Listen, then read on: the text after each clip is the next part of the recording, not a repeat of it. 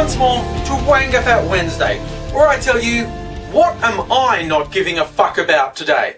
And today, I'm not giving a fuck about the ridiculous hysteria that's built up, particularly in New South Wales and Victoria here in Australia, about the idea that laws are needed so the police can force Muslim women wearing a veil to uncover their face to be identified. Now, a little bit of background. There was an incident that happened in Sydney. Some ridiculous behaviour, and it's blown all out of proportion. A Muslim woman being pulled over to be breath tested by the police was refusing to remove her veil, went on an extended rant at the cops. You're racist! You're horrible! This is all being recorded by the cops in-car video. Kind of makes it look like she's a bit of an idiot, quite honestly. Anyway, she carried on quite a bit. Apparently, eventually, the veil was revealed and the breath test was conducted. The cops did book her, I think, for incorrectly displaying her P plates on the car, and she went on another tear that they were just victimising her, blah, blah, blah. Anyway, after this, a complaint was lodged at a police station. Supposedly this woman came in again, full veil, with a man, and signed a complaint saying the police, just ripped the veil from her face. Oh, it was awful. Oh, it was awful. Now, as this was not supported at all by the evidence, this went to court, and a magistrate found her guilty of filing a false report. Sentenced her to 6 months in jail, which she appealed, unsurprisingly. But let's just think about that for a moment. A person with no criminal record is accused of filing a false report against the police and is sentenced to 6 months in jail. Ask yourself if you'd like to be on the receiving end of that. Anyway, on the appeal, the charges were dismissed for 2 reasons. The cops didn't definitely identify the woman who lodged the complaint. And in fact, the signature on the complaint doesn't look like the signature on a license. So it may not have been her who lodged it. Can you appreciate that fucking stupidity involved? How badly that was screwed up.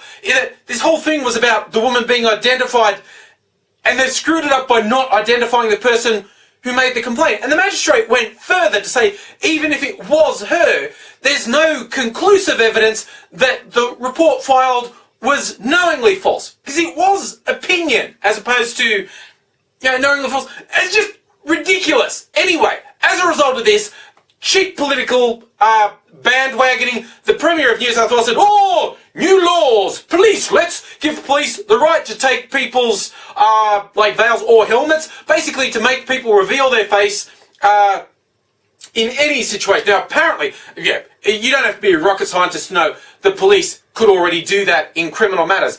Apparently, on a technicality, they couldn't necessarily do it for something as simple as a traffic offence. They could only do it if they thought a criminal offence was being committed. So, this law's rushed through, past.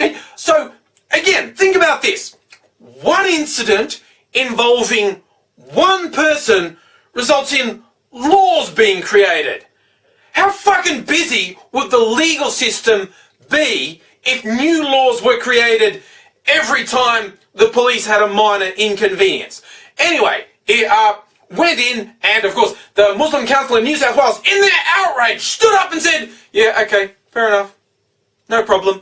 No law-abiding person has a problem with identifying themselves to the police. There's nothing in the Quran or the Hadith that means a woman could not comply with a legal direction along these lines. We can find a way to make this work. That kind of diffused it, didn't it? Yeah, and in just another political bandwagon jumping, my home state, Victoria, the Premier's going, we need to look at that too. So our Premier thinks something that happened once in New South Wales means a new fucking law has been required here in Victoria. And the police jumped right on and went, yeah, we don't need that. No. We've got good relationship with everyone in the community. We don't need new laws. This is not an important topic.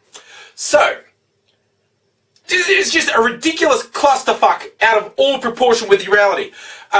Talkback radio and newspaper letters have been full of fuckwits going, oh, you see, the damn Muslims. I'm not racist or bigoted, but the damn Muslims, they're going to ruin us. And this was not helped by the fucking idiots who accompanied the woman to her appeal, chanting around in circles, Allahu Akbar, Allahu Akbar. Particularly big scary beardy guy. Just saying, if you want to sit back Muslim community relationships 20 fucking years, that's an awesome way to do it, you idiot. It just seems like this whole thing is a pile of bullshit that's been caused by idiots. The woman appeared to act like a complete idiot in an unjustified manner at the traffic stop. The cops appear to have fucked up the proceedings, and the quote-unquote supporters outside the court acted like fucking idiots, making it worse. And the talkback radio morons and the letters to the editors moron are still being fuckwits.